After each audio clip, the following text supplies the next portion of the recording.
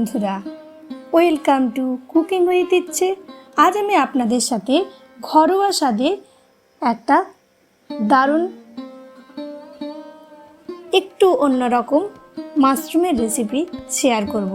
তো মাশরুমগুলো আমি ভালো করে জলে ধুয়ে কেটে নিয়েছি। আর প্রথমেই আমি কড়াইয়ে 5 চামচ বড় চামচের সরষের তেল গরম করে মাশরুমগুলো এটার মধ্যে দিয়ে দিলাম। মাশরুমগুলো এখন আমাদের একটু ফ্রাই করে নিতে হবে।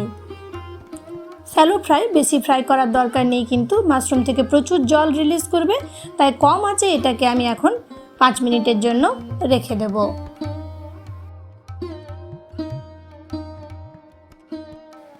নেক্সট স্টেপে আমি এখানে একটা মশলা বানাচ্ছি। মশলা বানানোর জন্য নিয়ে নিলাম একটা টমেটো, 3টে কাঁচা লঙ্কা, বড় চামচে 2 চামচ পরিমাণে রসুন, বড় চামচের 1 চামচ পরিমাণে আদা, আর গরম মশলার মধ্যে আমি ব্যবহার করব এখানে এলাচ,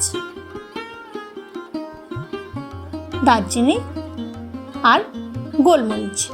এই সমস্ত কিছুর একটা আমি মিশ্রণ বানিয়ে নেব এখন। ততক্ষণে আমাদের মশলাটাও কিন্তু রেডি হয়ে গেছে, আর এদিকে আমাদের মাশরুমটাও রেডি হয়ে গেছে। তো মাশরুমগুলো তুলে নিলাম, আর মাশরুমের যে স্টকটা রেডি হয়েছে সেটাও আমি আলাদাভাবে রেখে দিলাম। এখন এই কড়াইয়ের মধ্যেই আমি আরও একটু সরষের তেল গরম করে নেব। তবে আপনার ইচ্ছে হলে এটা কিন্তু আপনি হোয়াইট অয়েলেও বানাতে পারেন। If you don't understand my language then please on CC my all recipe have English and Hindi CC and enjoy my recipe in your own language. এখন এটার মধ্যে আমি 2 রকমের ক্যাপসিকাম আর বেল পেপার দিয়ে দিলাম একটু। আপনার কাছে যদি 1 কালারের থাকে তো 1 কালারের নেবেন। আমার কাছে 2 রকমের কালারের ছিল, সেটা আমি নিয়ে নিলাম। কিউব শেপে কেটে নিয়েছিলাম আমি। আর তার সাথে আমি এটার মধ্যে একটু পেঁয়াজও দিয়ে দিয়েছি। পেঁয়াজটা আর এটা আমাদের শ্যালো ফ্রাই করে নিতে হবে।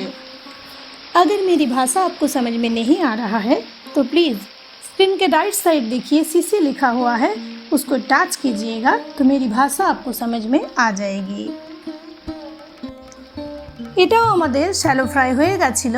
এখন এটাকেও আমরা তুলে নিচ্ছি।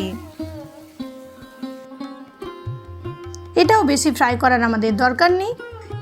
এখন এই তেলের মধ্যেই আমি দিয়ে দিচ্ছি একটু গরম মশলা। গরম মশলার মধ্যে দিলাম এলাচ আর দারচিনি। অন্য কোনো গরম মশলা আমি এটা ইউজ করব না। আমি আগেই বলেছি এটা একটু অন্যরকম রেসিপি, একদিন এইভাবে অবশ্যই বানাতে পারেন। মাশরুমের ফ্লেভারটা এটাতে আরও ভাল লাগে। তো এটার মধ্যে এখন আমি দিয়ে দিলাম বড় সাইজের 2টো পেঁয়াজ ছোট ছোট টুকরো করে কেটে নিয়েছিলাম, আর একটা টমেটো। হালকা ফ্রাই করে নেব। আমরা সকলেই জানি মাশরুমের মধ্যে পেঁয়াজ বেশি অ্যাড করলেই কিন্তু মাশরুমের টেস্টটা ভালো হয়, তাই পেঁয়াজটা একটু বেশি করে অ্যাড করবেন। যদি আপনি চান আপনি আরও বেশি পেঁয়াজ দিতেই পারেন, সেই ক্ষেত্রে একটু লঙ্কার পরিমাণটা বাড়িয়ে দিতে হবে। পেঁয়াজটা আমাদের ফ্রাই হয়ে গেছিলো। এখন আমরা এটার মধ্যে দিয়ে দিলাম রেডি করে রাখা মশলাটা। ফ্রাই করে নেব একটু, জাস্ট 1 মিনিট ভালো করে আমি মিলিয়ে নিলাম। এখন এটার মধ্যে কালারের জন্য 1/4 টিস্পুন দিয়ে দিলাম আমি কাশ্মীরি মির্চ, 1 চামচ দিয়ে দিলাম ধনের গুঁড়ো, পরিমাণ মতো নুন দিয়ে দেব,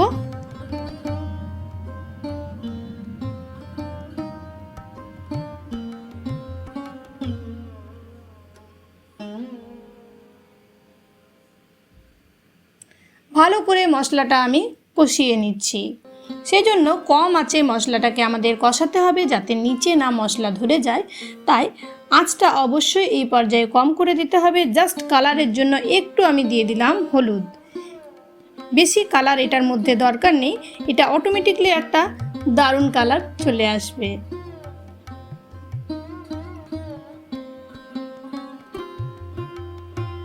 ভালো করে মশলাটা মিশিয়ে নিতে হবে। দেখুন মশলা যখন এইরকমভাবে টমেটোগুলো পুরোপুরি পেস্ট হয়ে গেছে তখন বুঝতে হবে যে মশলাটা আমাদের পারফেক্ট হয়েছে। তখন আমি এটার মধ্যে মিক্সার ধোয়া যে জলটা ছিল সেটা দিয়ে দিলাম। তবে আপনি নর্মাল জলও ইউজ করতে পারেন, কিন্তু মিক্সার ধোয়া জলটা দিলে মশলার গন্ধগুলো এর মধ্যে খুব ভালোভাবে অ্যাড হবে, তাই মশলার ফ্লেভার পেতে চাইলে মিক্সার ধোয়া জলটা দিতে পারেন। ফুটে উঠেছিল, দিয়ে দিলাম আমি আমাদের মাশরুমগুলো দিয়ে একটু নেড়েচেড়ে নিলাম। তখনই আমাদের মাশরুম অলরেডি অনেকটাই কুক হয়ে গেছিলো। এখন 5 মিনিট আমি মিডিয়াম ফ্লেমে রেখেছিলাম।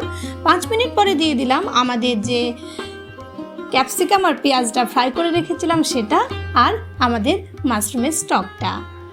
এখন ভালো করে একটু নেড়েচেড়ে নেব।